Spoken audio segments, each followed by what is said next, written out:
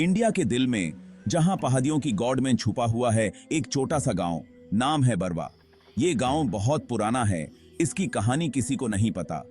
यहाँ के लोग सीधे साधे हैं, खेती बाड़ी करते हैं और प्रकृति के साथ रहते हैं। लेकिन बरवा पर एक साया है, एक डर जो हड्डियों को ठंडा कर देता है। कहा जाता है कि बरवा में भूत है। गांव वाले बताते हैं कि एक आत्मा है जो रात को गांव में घूमती है। वो अंधेर का साथी है। लोग कहते हैं उसकी आंखें लाल होती हैं जैसे आग। गांव के बूढ़े बच्चों को चेतावनी देते हैं कि रात को घर से बाहर ना निकलें। किस्मत को लालच मत दो, वो कहते हैं। बरवा का भूत किसी पर दया नहीं करता। विजय बरवा के दूसरे लड़कों जैसा नहीं था। वो हमेशा बेचैन रहता था, नई एडवेंचर की तलाश में। उसने भूत की कहानियां सुनी थी जरूर, लेकिन वो उन पर विश्वास नहीं करता था। गर्मी की एक रात जब गांव वाले कुआं पर बैठे थे, विजय के दोस्तों ने उसे पुराने मंदिर के खंडहर में रात गुजरने की हिम्मत दी। जा विजय, उसका दोस्त राजेश चिढ़ते हुए बोला, अगर तुझे डर नहीं है तो ठीक है, उसने कहा। उसकी आवाज टाइट थी। मैं जाऊंगा। जैसे ही सूरज ढलने लगा, गांव पर लंबी परछाइयां पड़ने लगी। विजय पुराने मंदिर की तरफ चल पड़ा। मंदिर का रास्ता झदियों और कांतों से भरा हुआ था। हवा में सड़ती पत्तियों और गीली मिट्टी की बदबू थी। विजय अपनी सांस की आवाज सुन सकता था, सन्नाटे में तेज। सूरज की आखिरी किरण भी छिप गई और अंधेरा चारों तरफ छा गया। विजय कांप गया। उसने अपने कंधों के चारों ओर अपनी शॉल कसकर खींच ली। मंदिर के खंडहर उसके सामने दिखाई दिए, अंधेरे और भयावह। कभी भव्य संरचना अब ढहती दीवारों और टूटे हुए स्तंभों के संग्रह से ज्यादा कुछ नहीं थी।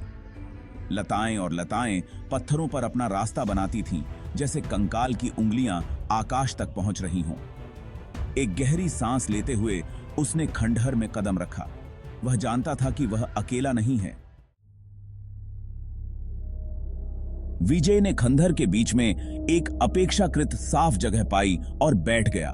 उसकी पीठ एक टूटे हुए स्तंभ के सहारे थी। वह थका हुआ था, लेकिन उसे पता था कि उसे रात यहीं बितानी होगी। उसने अजीब आवाजों को अनदेखा करने की कोशिश की, जो परछाइयों से निकलती हुई प्रतीत हो रही थीं। पत्तों की सरसराहट, टहनी का टूटना और कभी-कभी एक अजीब सी फुसफुसाहट, एक नीची गुदगुदी भरी गुर्राहट। ये आवाजें उसे बेचैन कर रही थीं। उसने खुद से कहा कि यह सिर्फ हवा है, या शायद कोई जंगली जानवर है, या कोई जंगली जानवर है। लेकिन गहराई से वह बेहतर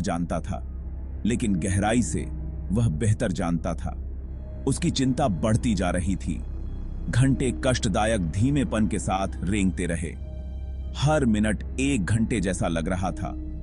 चांद आकाश में ऊंचा उठा और उसकी रोशनी खंडहरों पर पड़ने लगी।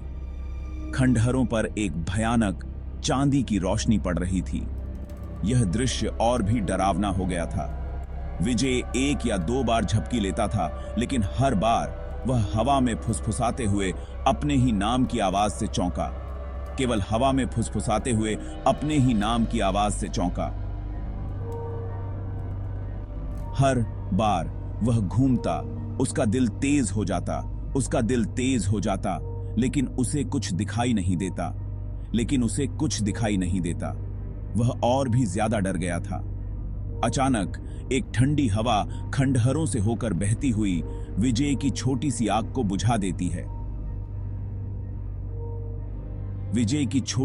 को बुझा देती है।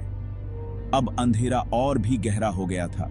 वह अब उपस्थिति को महसूस कर सकता था, पहले से कहीं ज्यादा करीब। यह एक भयानक एहसास था, पहले से कहीं ज्यादा करीब। वह जानता था कि वह अकेला नहीं था।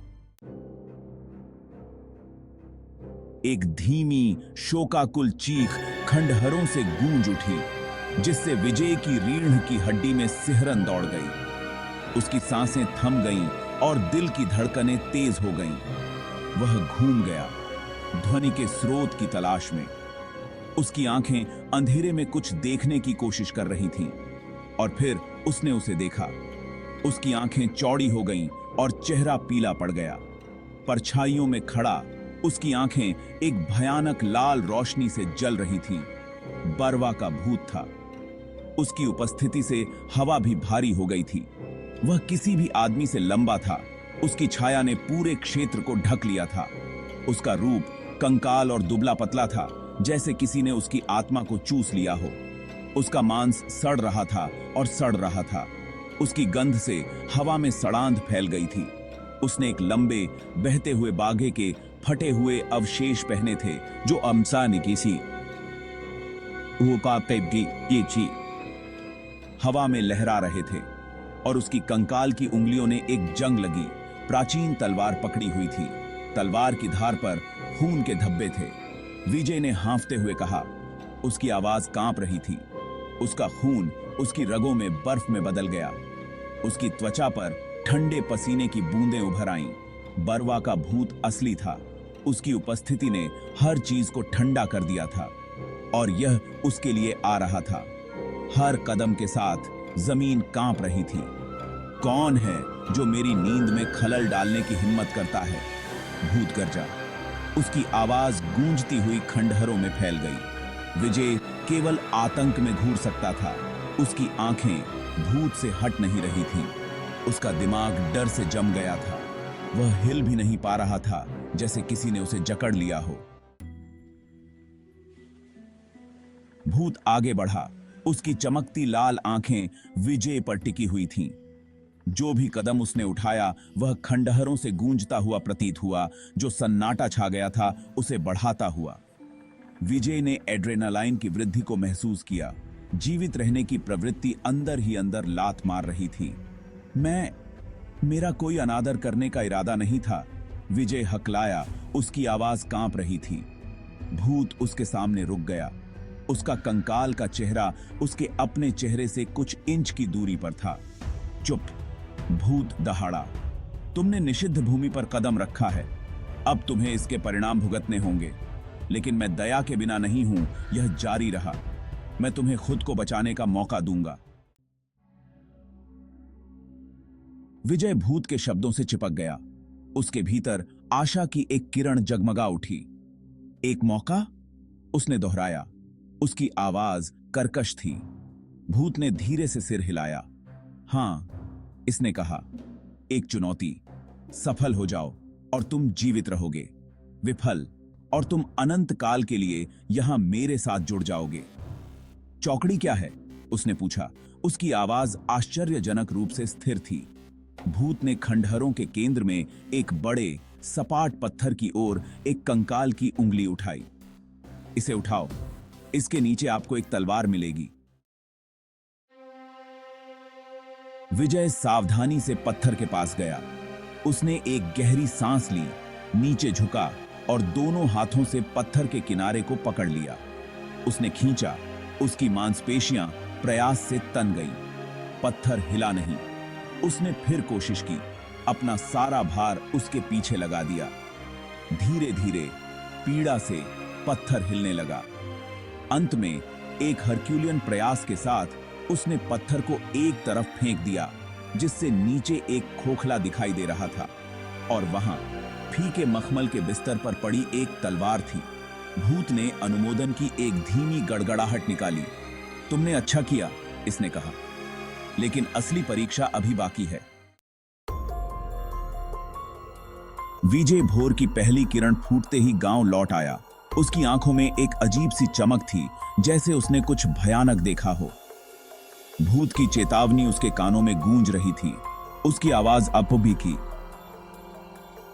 अब भी उसके दिमाग में गूंज रही थी, जैसे कोई बुरा सपना।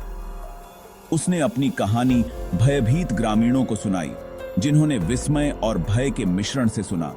हर कोई उसकी बातों को ध्यान से सुन रहा था, जैसे कोई रहस्य खुलने वाला हो। भूत से विजय की मुलाकात की खबर जंगल की आग की तरह फैल गई, और जल्द ही पूरा गांव हंगामे में पड़ गया। हर कोई इस घटना पर चर्चा कर रहा था, और डर का माहौल बढ़ता जा रहा था। कुछ ने विजय की कहानी को एक पागल आदमी के बकवास के रूप में खारिज कर दिया, लेकिन अधिकांश ने उस पर विश्वास किया। वे उसकी आंखों में सच्चाई देख सकते थे और उसकी आवाज में डर महसूस कर सकते थे। उन्होंने उसकी आंखों में डर देखा था, जिस तरह से वह बोलते समय कांप रहा था, उसकी आवाज में एक अजीब सी कंपी थी जो किसी को भी डरा सकती थी। डर ने बारवा गांव को एक वाइस की तरह जकड़ लिया। हर कोई अपने घरों में बंद हो गया और बाहर निकलने से डरने लगा। लोगों ने रात में अपने दरवाजे बंद कर लिए।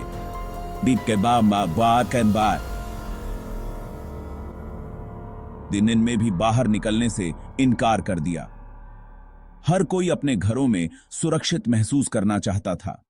खेत बेतरतीब पड़े थे, बाजार सुनसान था, कोई भी बाहर जाने की हिम्मत नहीं कर रहा था और गांव वीरान हो गया था। गांव के बुजुर्ग चर्चा करने के लिए इकट्ठा हुए कि क्या किया जाना चाहिए। वे इस समस्या का समाधान ढूंढने की कोशिश कर रहे थे, लेकिन कोई भी स्पष्ट रास्ता नहीं दिख रहा था। लेकिन कोई भी कार्रवाई के तरीके पर सहमत नहीं हो सका। हर किसी की अपनी राय थी और कोई भी एकमत नहीं हो पा रहा था। विजय के लिए वह बारवा के भूत के साथ अपनी मुलाकात से हमेशा के लिए बदल गया था। वह अब कहानियों को केवल अंधविश्वास के रूप में खारिज नहीं कर सका। उसने सच्चाई को अपनी आंखों से देखा था। वह हमेशा ऑब्सीडियन तलवार अपने पास रखता था, जो खंडहरों में उस रात की एक निरंतर याद दिलाता था। वह जानता था कि भूत की चुनौती खत्म नहीं हुई थी, उसने केवल पहली परीक्षा उत्तीर्ण की थी। वह नहीं जानता था कि भूत फिर कब और कहां दिखाई देगा या उससे क्या मांगेगा, लेकिन वह जानता था कि उसे तैयार रहना है। बरवा के भूत की कथा जीवित रही, पीढ़ी दर पीढ़ी चली आ रही है। और ऐसा ही डर भी था, क्योंकि ग्रामीणों को पता था कि भूत अभी भी बाहर है, कहीं अंधेरे में अपने अगले शिकार की प्रतीक्षा कर रहा है।